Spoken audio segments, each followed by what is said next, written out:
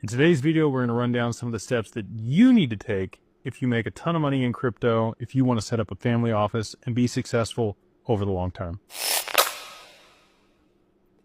A lot of people have a significant allocation to digital assets right now. They bought during the bear market. We've seen some price appreciation, and with the anticipation of some really material gains coming along, people taking profits and managing those assets over the long term, I wanted to run down some of the best practices and things you might be thinking about as that takes place. So you want to build a professional team around yourself, and you want to build it early.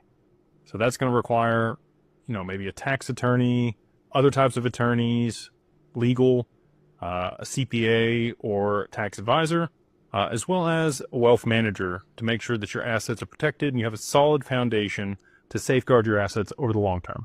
And it's great to go ahead and start reaching out to these people now, even before you have 20, 50, $100 million worth of value or net worth. You can start these conversations with people, and the people that don't give you the time of day before you have the money are often the people that are also going to be beating down your door on the other side of you coming into the money and may not have your best intentions at heart. People that are willing to work with you early on and foster that relationship are in it for the long term, and likely, again, going to be a better part of your team than somebody that shows up later that just wants a check.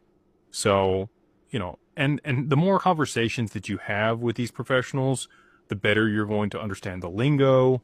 Interviewing these people is what you're doing when you're having these conversations early on, to make sure that they're going to be a good fit culturally with your family, with their alignment and values, their core values and what they want to accomplish, where they see themselves helping their clients over the long term. All these things are stuff that you want to ask when you're interviewing these professionals that you might be working with in the future.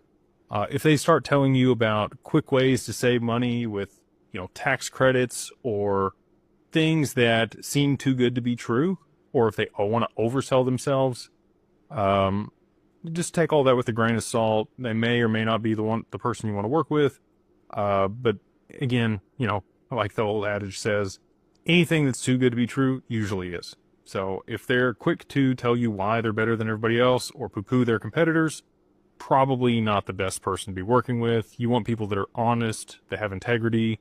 They're going to tell you where they're deficient. If they don't have an expertise in a certain area, they're going to come clean about that, let you know up front, especially if you ask about it. So if you, talk to a wealth manager or a CPA or an accountant or, somebody else that's an attorney, and they, you say, have you dealt with crypto before? Have you dealt with digital assets? And they say, well, I have, but these are the circumstances, or I've been doing it for this many years, or these are the clients that I had, there's attorney-client